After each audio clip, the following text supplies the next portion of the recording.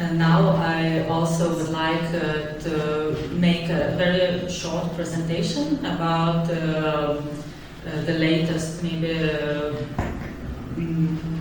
work that we do in at Ministry of Culture, and it would be amendment to our main law on protection of cultural heritage properties. So I'm changing. First of all, as also some of the presenters from the first part of this session, I would like also to show and really to highlight that there are really good examples of practice of within heritage preservation. Especially would like to pay attention to this wooden house in Vilnius that just has received the Europa Nostra prize, and also prize by the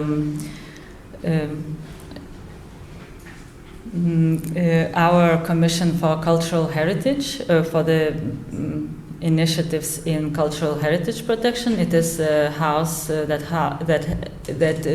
is a wooden architecture museum at the moment in the house, and it is initiatives by Vilnius municipality. But beside all those cases of good practice of wooden heritage conservation, maybe it's just a part of heritage, but still, as we are talking today, discussing about cultural landscapes and traditional architecture, so I thought that it would be nice to just present those cases, but also as already it was shown in the first part of the session that we have cases that are not so nice and not so good, but still they exist. It is the case of restoration of a wooden villa in Druskininkai, and in this case we see that the restoration was, the concept of the restoration was that it was actually demolished, and even the foundation was demolished. And when we tried to raise this question and just to collect the evidence how it happened, because it is hard to say, but it was state protected. This villa had a status of state protected. It appeared that our legislation in general, you can prove the right to demolish the building according the gaps in our legislation. And sometimes it still happens, and that's why it was one of the main things that we would wanted to amend in our national law.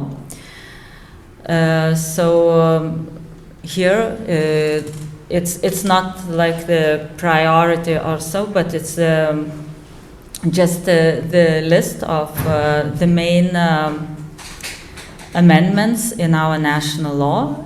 So first of all, this clear distinction between management, construction, and preventive maintenance. Maybe I translated a bit not so correct. So management should be more conservation, because now it is not clear. Some like our restoration works also have inside construction, and that makes a very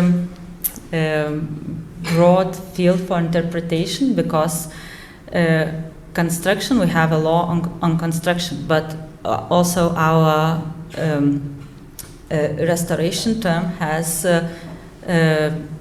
the word that you can perform restoration while introducing construction work, and that makes this double understanding what really could be done in the building to restore it. So we try to separate those two terms.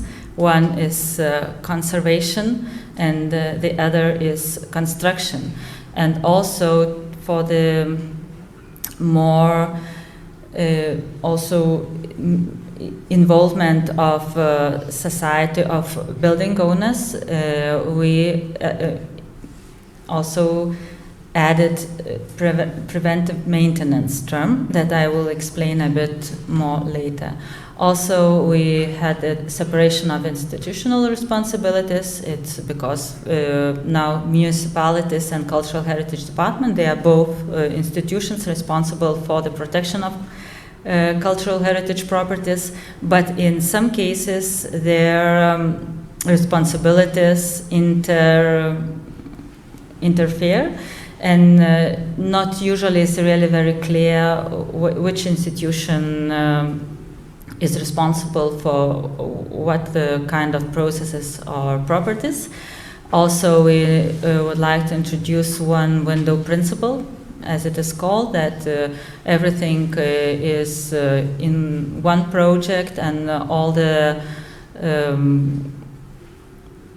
information for this project, is issued through one administrative institution, that would be municipalities. Also, we got some anti-corruption requirements from our special investigation institutions that also maybe can be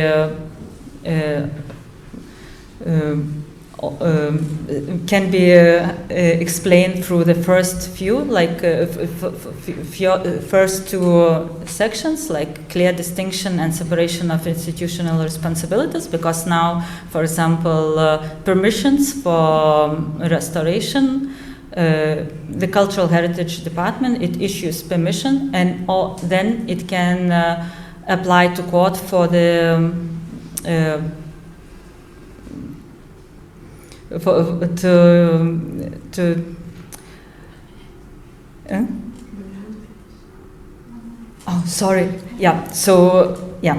also better public involvement, that maybe I'll discuss later, and better protection of properties on UNESCO World Heritage List. We had not integrated this into our national law, but now we are working on it, and it was decided that it should be integrated in this main law.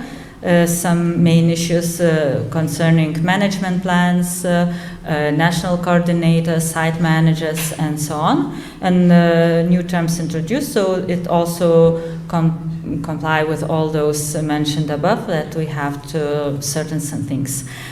So what is really important maybe is to wooden heritage protection or a traditional architecture. So it's also the clear distinction between conservation and construction, because it directly affects authenticity of the buildings. So it's really important to know what is restoration and what is conservation and what is new construction or reconstruction. Also, the introduced preventive maintenance works. It's works that can be carried out by the owner or by the certificate, by the master, like craftsman, because especially it is important for wooden cultural heritage properties, as you have to act quickly, and usually at this at the moment, usually if the owners have, for example, money to fund the project, then they lack money to find the works, and sometimes the project is not so important because the craftsman comes and he knows how to do those works. So it's we see as it not in any case, not in every case that it is needed to have a project. And also revised criteria for the assessment. It already has been done, and also it was the revised criteria and the terms of authenticity, and also introduced the term of integrity. That is also very important for the protection of cultural heritage. Yeah, and before this, because we are now working on this amendment, but to make it work better when it is introduced, if it will be introduced into the law, we already had two maybe main projects that are curated by Minister of Culture. It's one project, it's Pasidairyk pats, look around. So it is for practical basis of preventive maintenance, how to, it is also to consulting the owners, also making some videos to show how to carry out maintenance work, how to inspect the building, how to consult, at which stage you have to consult the professionals, and so on.